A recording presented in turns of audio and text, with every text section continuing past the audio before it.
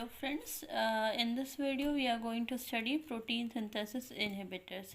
So in the previous video I have given you the overview of all different inhibitors. Okay, so here we will see different kind. Now we will classify these inhibitors based on their chemical nature. ठीक है. So protein synthesis inhibitors जो होते हैं basically ये protein, अगर आपने translation पढ़ा होगा तो उसमें डिफरेंट कंपोनेंट्स होते हैं, लाइक टीआरएनए होता है, राइबोसोमल आरएनए होता है, एमआरएनए होता है. तो या तो वो उन कंपोनेंट्स को ब्लॉक करेंगे या प्रोटीन सिंथेसिस की जो डिफरेंट स्टेप्स है ना उसको ब्लॉक करेंगे. तो ये जो इनहिबिटर्स होते हैं या तो ये क्या करेंगे, जो आपका ये राइबोसोम होता है, सब आपको अगर पता हो, ये स्मॉलर 30S होता है एंड ये 50S होता है. तो इसमें जो होती है डिफरेंट साइट्स होती है, A site, P site and E site. तो ये जो amino acyl tRNA binding site है, जो ए साइट होगा ना, तो या तो ये इसको ब्लॉक कर देंगे, यहाँ पे आके बाइंड करेंगे, या फिर ये पी साइट पे जो होता है एक 23S राइबोसोमल आरएनए होता है. ठीक है, 23SR आरएनए होता है. ठीक है, ये एक पेप्टिडल ट्रांसफरेज एक्टिविटी शो करता है, मतलब पेप्टाइड बॉन्ड फॉर्मेशन में हेल्प करता है. तो ये जो इनहिबिटर होते हैं या तो इसको ब्लॉक कर देंगे, या फिर क्या होगा कि ये जो राइबोसोम है ये एमआरएनए पे ऐसे बाइंड होता है. ठीक है, ये इस तरीके से कुछ होगा, तो ये एमआरएनए की रीडिंग को जो है ना करने नहीं देंगे, उसे ब्लॉक कर देंगे, कुछ इस तरीके से बाइंड करेंगे. या फिर ट्रांसलोकेशन, फॉर एग्जांपल ये जो राइबोसोम है ये एक बार में 3 कोडॉन को रीड करता है, फिर ये आगे मूव करता है. ठीक है, तो उस प्रोसेस को हम ट्रांसलोकेशन कहते हैं. तो बहुत से ऐसे इनहिबिटर्स होते हैं जो ट्रांसलोकेशन को ब्लॉक करते हैं. ठीक है, तो अब हम देखते हैं डिफरेंट ग्रुप्स इस इनहिबिटर में.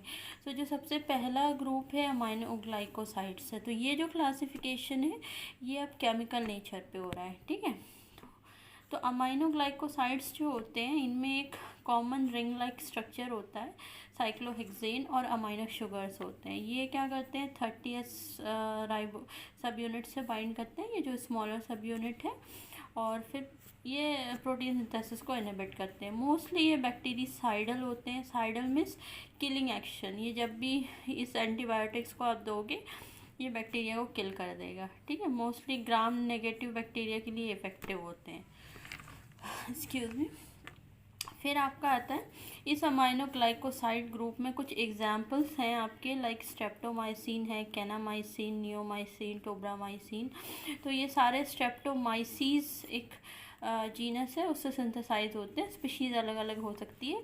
फिर जेंटामाइसिन जो होता है ये अलग है, माइक्रोमोनोस्पोरा परप्यूरिया से सिंथेसाइज होता है. ठीक है, तो मोस्टली ये अमाइनोग्लाइकोसाइड्स जो होते हैं किसके लिए इफेक्टिव होते हैं, प्रोटियस, एस्चरेशिया, क्लेब्सिएला और सेरेशिया इन्फेक्शंस के लिए.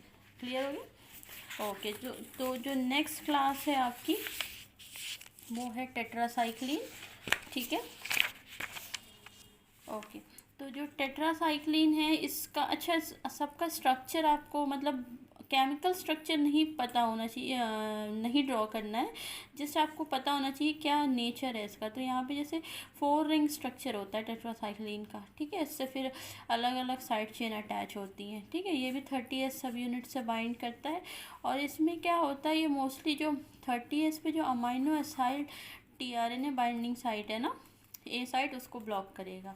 और ये बैक्टीरिया स्टैटिक होता है, मतलब ये बैक्टीरिया को किल नहीं करेगा, जस्ट उसकी ग्रोथ को रिटार्ड कर देगा. ठीक है, स्टैटिक मीन्स स्लो कर देगा, स्लो डाउन, या फिर स्टॉप कर देगा या स्लो डाउन कर देगा. ठीक है, तो जो नेचुरली जो टेट्रासाइक्लिन सिंथेसाइज होते हैं डिफरेंट स्पीशीज़ से, वो ऑक्सी टेट्रासाइक्लिन होते हैं या फिर क्लोरो टेट्रासाइक्लिन्स होते हैं. ठीक है, ये ब्रॉड स्पेक्ट्रम एंटीबायोटिक्स है, मतलब बहुत सारे डिफरेंट बैक्टीरिया के लिए यूज़ की जा सकती है, gram negative as well as gram positive. उसके अलावा भी कुछ ग्रुप हैं बैक्टीरिया के, लाइक रिकेट्सिया है, क्लेमाइडिया, माइकोप्लाज्मा, इन सब के लिए यूज़ होती है. ठीक है, थर्ड ग्रुप आता है प्रोटीन सिंथेसिस इनहिबिटर का मैक्रोलीड्स. तो मैक्रोलीड की खास बात क्या है कि ये 12 to 22 carbon lactone ring structure होता है. ठीक है, उसके बाद इस मैक्रोलीड में जो एग्जाम्पल है वो इरेथ्रोमाइसिन है, ये भी बैक्टीरियोस्टैटिक है. और ये 23S राइबोसोमल आरएनए जो होता है, जो कि पिछले फिगर अगर याद हो राइबोसोम का स्ट्रक्चर ये जो बताया था बीच में पी साइड पे, ये 23S राइबोसोमल आरएनए होता है। ठीक है, यहाँ पे एरिथ्रोमाइसिन आके बाइंड करता है। ठीक है, तो जिसकी वजह से वो क्या करता है, फिर एलोंगेशन प्रोसेस, पेप्टाइड चेन जो बन रहा होता है एलोंगेशन, उसको ब्लॉक कर देता है। ये भी ब्रॉड स्पेक्ट्रम होता है और डिफरेंट बैक्टीरिया के लिए यूज़ होता है। ठीक है, फिर नेक्स्ट मैक्रोलीड में एग्जांपल है एजिथ्रोमाइसिन, जो कि क्लेमाइडिया इन्फेक्शन के लिए होता है, फिर क्लिंडामाइसिन। ठीक है, अब हम पढ़ते हैं आपका जो लास्ट ग्रुप है वो है क्लोरामफेनिकोल। ठीक है, क्लोरामफेनिकोल जो है स्ट्रेप्टोमाइसिस वेनेजुले से सिंथेसाइज किया जाता है और ये क्वेश्चन गेट में आ चुका है। ठीक है, ये भी जो है 23S राइबोसोमल आरएनए जो होता है 50S सब यूनिट पे, उससे बाइंड करता है और पेप्टिडल ट्रांसफरेज रिएक्शन को ब्लॉक करता है। ये भी ब्रॉड स्पेक्ट्रम है। तो ये जितने भी थे आपके प्रोटीन सिंथेसिस इनहिबिटर्स हैं।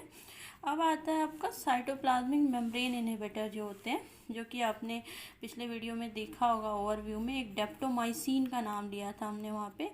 डेप्टोमाइसिन जो होती है स्ट्रेप्टोमाइसिस जीनस से सिंथेसाइज होती है और इसका जो स्ट्रक्चर है वो साइक्लिक लिपोपेप्टाइड का होता है। ठीक है, और ये मोस्टली ग्राम पॉजिटिव बैक्टीरिया के लिए यूज़ होती है, like staphylococci and streptococci infection के लिए।